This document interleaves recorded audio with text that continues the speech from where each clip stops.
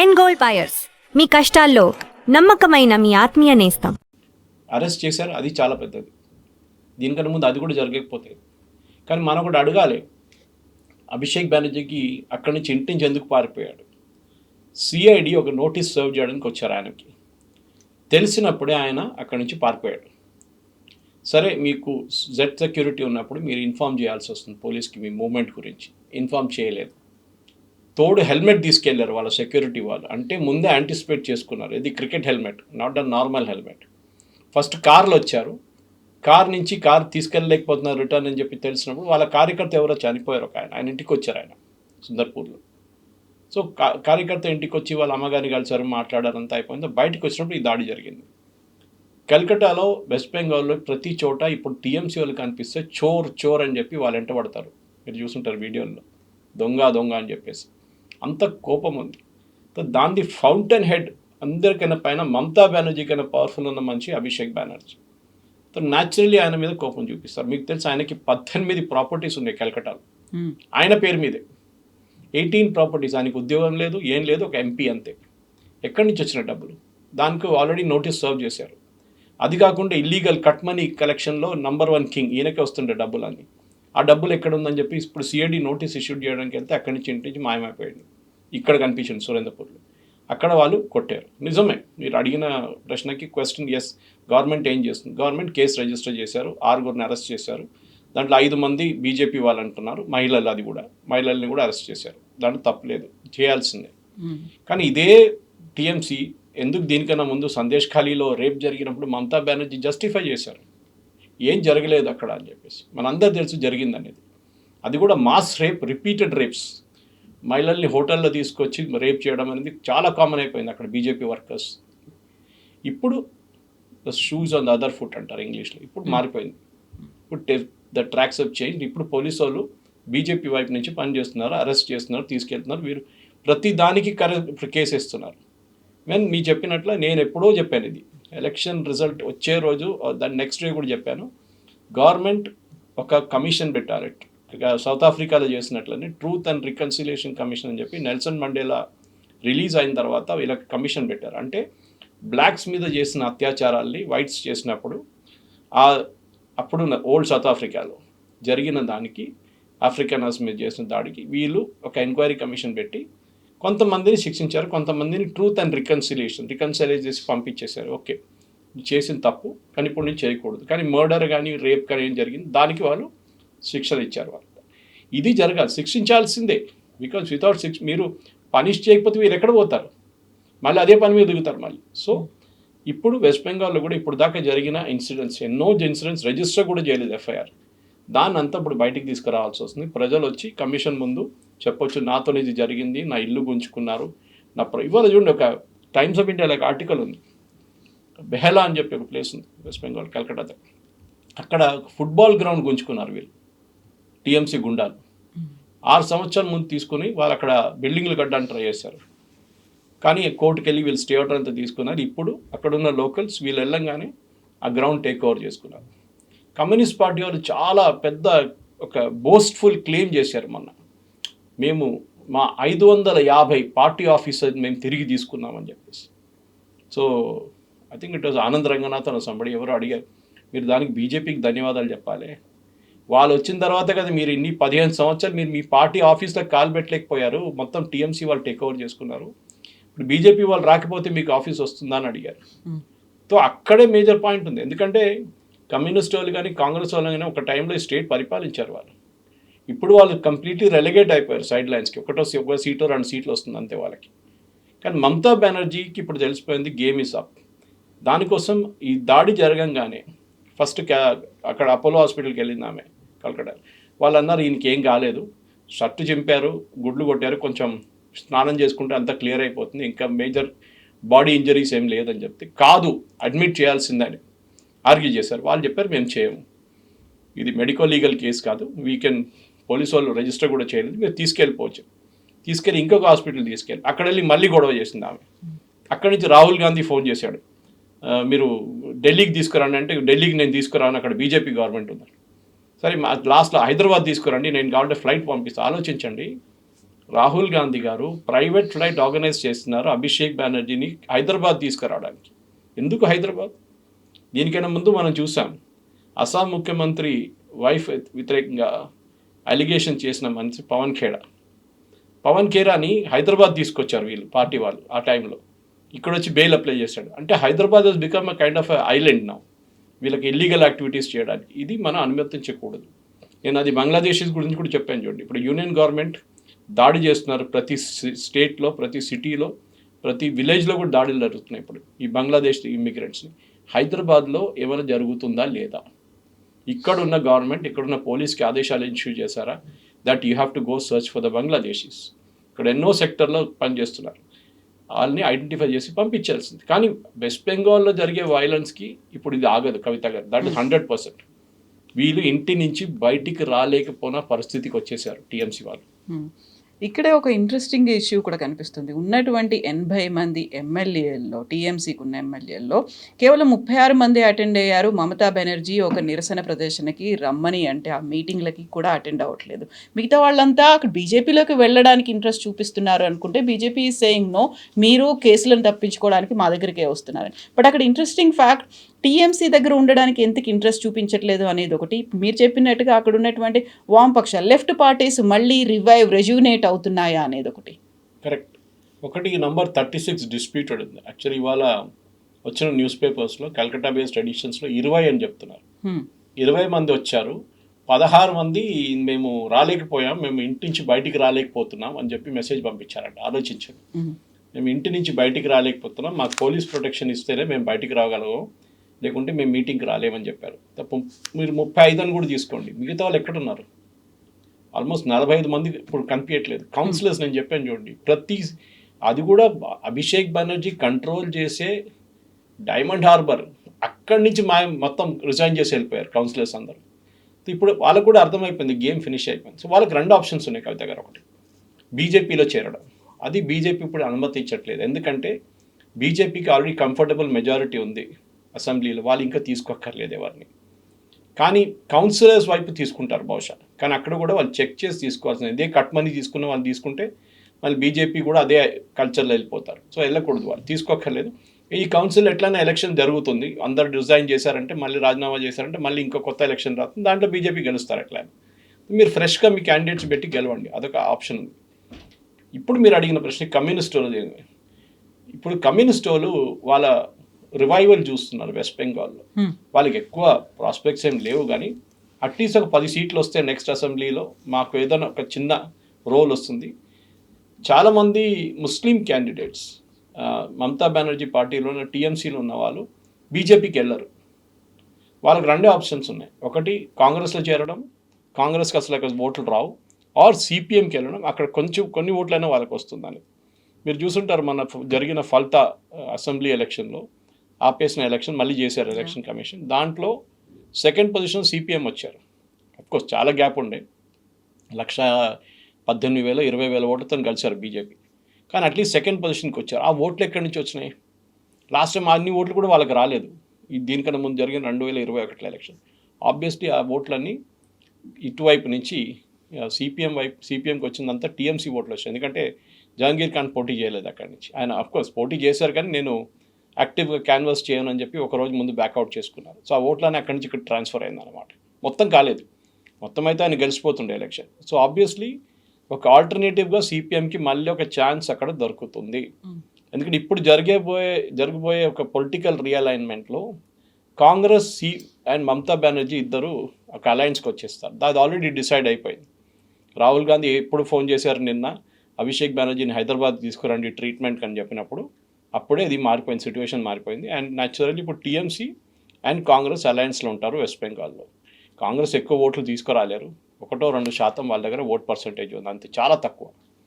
కానీ సిపిఎంకి ఎస్ ఇదొక రివైవల్గా చూసుకోవచ్చు, కానీ వాళ్ళ ఓల్డ్ సిస్టమ్కి ఎప్పుడు రారు వాళ్ళు.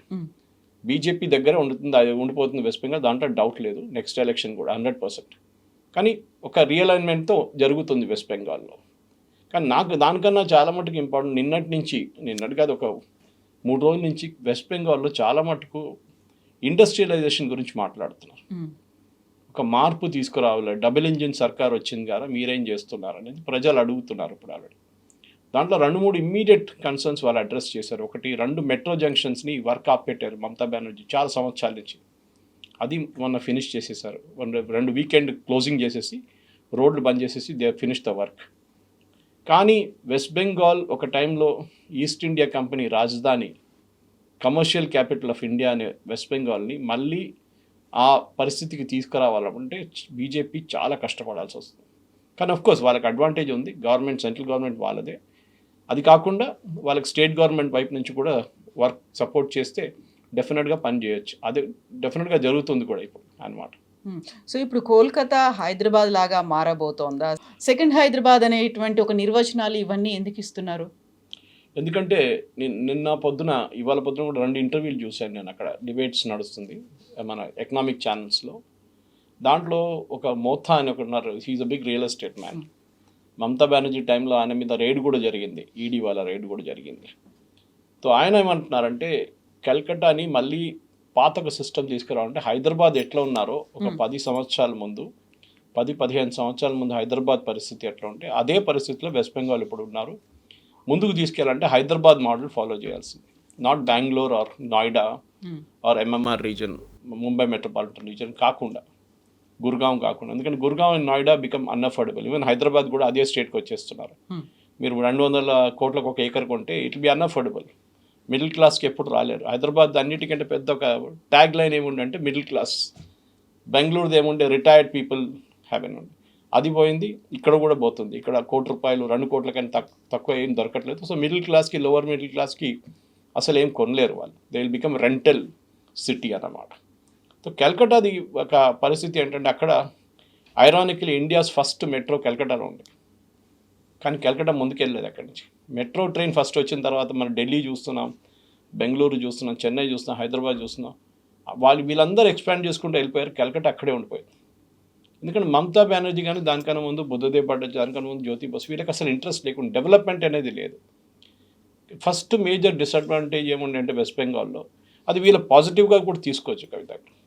వీళ్ళు ల్యాండ్ అగ్రిగేట్ చేశారు, పంచిపెట్టారు ఫార్మర్స్కి. అదే అందరూ అడుగుతారు, నక్సల్ బారీ అనే ఒక విలేజ్ ఉన్నది వెస్ట్ బెంగాల్లో, అక్కడి నుంచి మొదలైంది ఈ మూవ్మెంట్, చారు సాన్యాల్ వీళ్ళందరూ. అది నక్సలిజం వెస్ట్ బెంగాల్లో ఎందుకు లేదు, అది తెలంగాణకి ఎందుకు వెళ్ళింది అంటే ఉమ్మడి ఆంధ్రప్రదేశ్లో, తెలంగాణలో, ఛత్తీస్గఢ్లో, మహారాష్ట్రలో, జార్ఖండ్, బీహార్లో ఇక్కడికి ఎందుకు వెళ్ళింది, why not Calcutta, why not Kerala అని అడిగారు. ఈ 2 స్టేట్స్లో ల్యాండ్ రిఫార్మ్స్ తీసుకొచ్చారు. అంటే అక్కడున్న రైతులకి 1/2 acre, 1 acre ల్యాండ్ పంచిపెట్టారు, డివైడ్ చేశారు ల్యాండ్ సీలింగ్ యాక్ట్కి వెళ్ళి. ఐడియా మంచిదే, concept wise it is great. కానీ ఒక 1/2 acreలో పండించి ప్రాఫిటబుల్ చేయడానికి ఏ రైతుకు కాదు, మినిమం ఒక 5 acres ఉండాలి, అప్పుడే దానికి ఒక ప్రాఫిటబిలిటీ వస్తుంది. కానీ 5 acres మీరు ఉంచుకోలేరు, because then you become a bourgeois. Okay, మీరు జమీందార్ అయిపోతున్నారు అప్పుడు. సో ఇదే 5 acres 1/2 acre, 1 acreగా ఉంచుకున్నారు. అది అక్కడ పెద్ద డిసడ్వాంటేజ్ అయిపోయింది. అక్కడున్న రైతులు ఏం చేశారంటే ఇది లీజ్కి ఇచ్చేశారు, ఇది పెద్ద రైతులకి. వాళ్ళు ఇక్కడ 1/2 acre, అక్కడ 1 acre, అక్కడ 2 acres కలుపుకొని ఒక 100 acreలలో వాళ్ళు పంట పండించుకున్నారు. కానీ వాళ్ళు they are not the owners of the land. So వాళ్ళు ఎప్పుడు పెట్టుబడి పెట్టలేదు దాంట్లో. మీరు పంజాబ్ కానీ హర్యానా మోడల్ చూస్తే, ఈవెన్ చాలా మటుకు ఆంధ్ర మోడల్ చూస్తే మెకనైజేషన్ తీసుకొచ్చారు, ట్రాక్టర్ వాడడం యూజ్ చేశారు, టిల్లర్లు వాడడం యూజ్ చేశారు, హార్వెస్టర్స్ వాడడం యూజ్ చేశారు. ఎందుకంటే వాళ్ళ ల్యాండ్ వాళ్ళది. సో వాళ్ళు దాని మీద పెట్టుబడి పెట్టడానికి రెడీగా ఉన్నారు. వేరస్ మీరు లీజ్లో తీసుకున్నప్పుడు మీకు ఇంట్రెస్ట్ ఉండదు. మన దగ్గర తెలంగాణలో కూడా ఈ ప్రాబ్లం ఉంది, లీస్ట్ ఫార్మింగ్ చాలా మటుకు అదే ప్రాబ్లం ఉంది.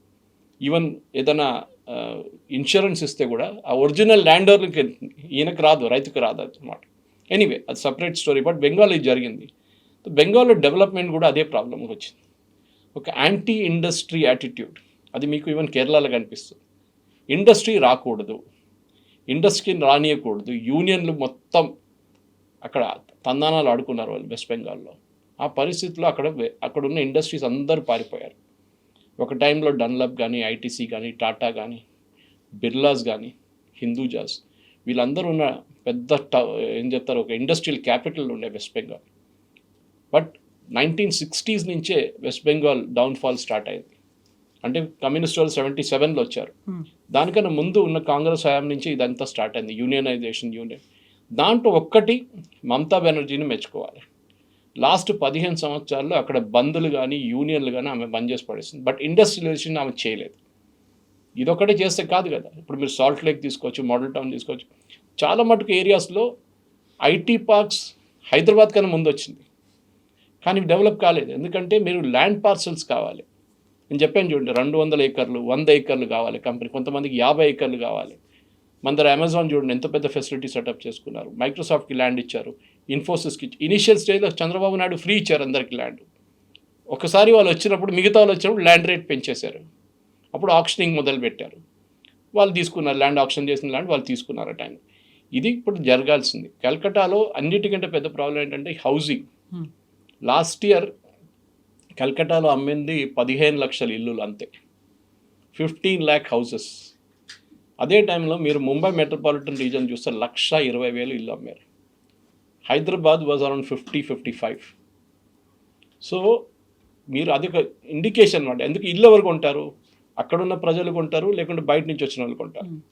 మన హైదరాబాద్లో లార్జ్ నెంబర్ ఆఫ్ ఇల్లు ఇప్పుడు కూడా కొంటున్నారు బయట నుంచి వచ్చిన వాళ్ళు. ఎందుకంటే వాళ్ళు బాంబేలో, ఢిల్లీలో అఫోర్డ్ చేయలేకపోతున్నారు.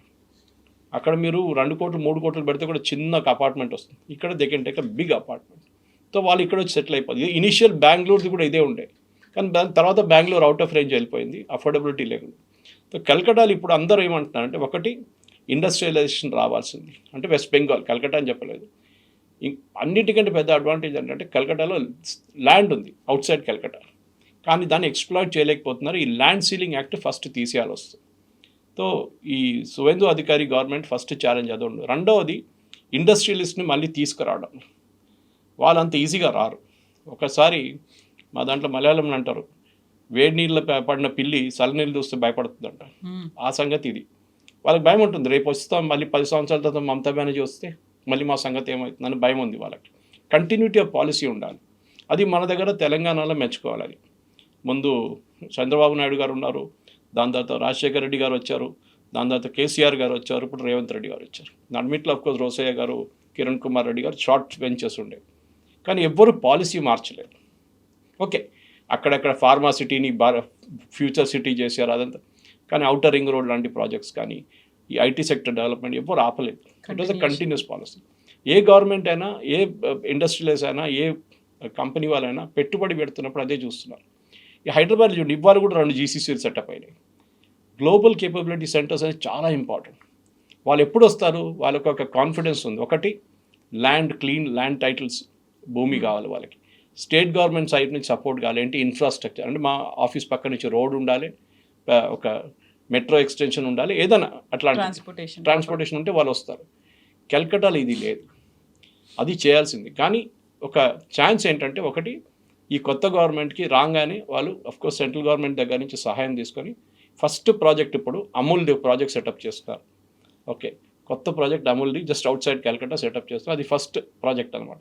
ఇక్కడి నుంచి ముందుకు వెళ్ళాలంటే GCCs తీసుకురావాల్సి వస్తుంది, గ్లోబల్ కేపబిలిటీస్. అక్కడ కాగ్నిసెంట్ ఉంది, TCS ఉన్నారు, అందరూ ఉన్నారు. ఎప్పుడో వాళ్ళు ఆపరేషన్ స్టార్ట్ చేశారు కల్కటాలో, కానీ ఎక్స్పాండ్ చేయలేదు. హైదరాబాద్లో ముందు మైక్రోసాఫ్ట్ వచ్చినప్పుడు ఆ పెద్ద క్యాంపస్ వాళ్ళది ఉండే, చాలా పెద్ద క్యాంపస్ అది. ఇప్పుడు దాని పక్కన ఒక బిల్డింగ్లో ఫినిక్స్ వాళ్ళది, దాంట్లో వాళ్ళు 2 ఫ్లోర్లు తీసుకున్నారు, 1,00,000 square feet. అప్పుడు ఆలోచించండి, ఎక్స్పాన్షన్ కోసం చాలా ఇంపార్టెంట్. అంటే మీ దగ్గర ముందు 4,000-5,000 ఎంప్లాయీస్ ఉంటే మళ్ళీ మీరు 2,000 ఎంప్లాయీస్ని యాడ్ చేస్తున్నారు. ఆ 2,000 ఎంప్లాయీస్ ఇక్కడ ఉన్నప్పుడు రెంట్లో ఉంటారు, తర్వాత ఇల్లు తీసుకుంటారు, తర్వాత వారు కార్లు కొనుక్కుంటారు, వాళ్ళ పిల్లల్ని స్కూల్లో అడ్మిషన్ ఇప్పిస్తారు. ఇదంతా ఒక కంటిన్యూస్ ప్రాసెస్ అన్నమాట. దానికోసం మన దగ్గర సిద్దిపేట కానీ కరీంనగర్లో సెటప్ చేసిన ఐటీ పార్కులు దానికోసం ఫెయిల్ అయింది. ఎందుకంటే అక్కడికి ఎవరు వెళ్ళరు. అట్లీస్ట్ సోషల్ స్ట్రక్చర్ చూసేటవాళ్ళు, వాళ్ళ క్లోజ్ ఫ్యామిలీ ఫ్రెండ్స్ కానివ్వండి, సినిమా థియేటర్కి వెళ్ళడం కానీ, పెద్ద మాల్స్కి వెళ్ళడం కానీ, ఇదంతా ఉంటుంది, ఈటింగ్ అవుట్ ఉంటుంది. కల్కటాలో culture wise they very strong. I think India's intellectual capital అంటారు. ఒక టైంలో ఒక సేయింగ్ ఉండే, what Bengal thinks today, India thinks tomorrow అని. అది పోయింది ఇప్పుడు. దాన్ని తీసుకురావాలంటే చాలా మటుకు ఒక గోల్డెన్ ఏజ్, ఒక ఛాన్స్ ఉంది. అండ్ ఐ థింక్ సువేందు అధికారికి అన్నింటికే పెద్ద ఒక ఆపర్చునిటీ ఇది. కానీ యాజ్ ఇంగ్లీష్లో అంటారు, you have to hit the ground running. మీకు టైం లేదు, మీ హనీమూన్ పీరియడ్ 6 నెలలు ఉంటుంది. దాని తర్వాత క్వశ్చన్స్ వస్తుంది. 6 నెలల లోపలనే మీరు ప్రాజెక్ట్స్ లాంచ్ చేయాల్సి వస్తుంది. మీ ఫ్రీబీస్ని పక్కన పెట్టండి, అది ఎట్లయినా నడుస్తుంటుంది. కానీ ఇండస్ట్రియలైజేషన్, ఎందుకంటే Calcutta like Kerala old age హోమ్లా మారిపోయింది. మీరు అక్కడ ఉన్న మ్యాక్సిమం ఇళ్ళని సర్వే చేయండి, కల్కటాలో చుట్టుపక్కల ఉన్న ఏరియాస్లో అంతా అందరూ ముసలోళ్ళు ఉంటారు, husband and wife old people. పిల్లలు వెళ్ళిపోయారు బయటికి, మిగతా సిటీస్కి వెళ్ళిపోయారు, అబ్రాడ్కి వెళ్ళిపోయారు, వాళ్ళు అక్కడ లేరు.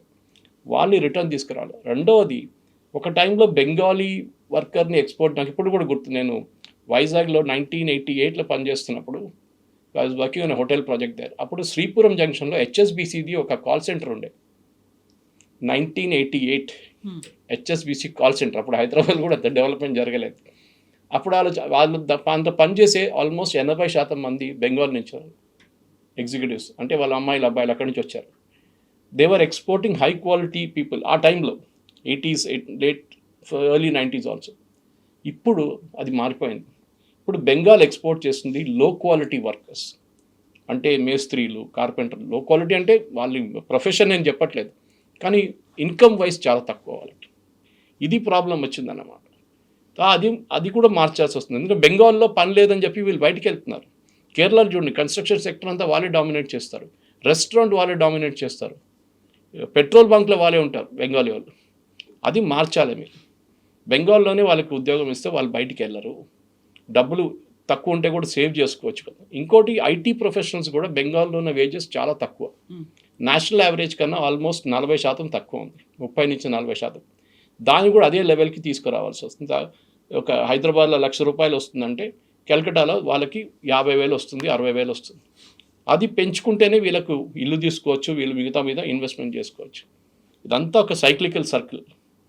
ఇది మొదలు పెట్టాలంటే ఫస్ట్ గవర్నమెంట్ కంపెనీస్ని అట్రాక్ట్ చేయాలి. కానీ ఆ కంపెనీస్ అట్రాక్ట్ చేయాలంటే అంత ఈజీ కాదు, they are really work hard. కానీ యూనియన్ గవర్నమెంట్ సపోర్ట్ ఉంటే డెఫినెట్గా చాలా మటుకు సెంట్రల్ గవర్నమెంట్ వైపు నుంచి సపోర్ట్ ఉంటే చేయొచ్చు.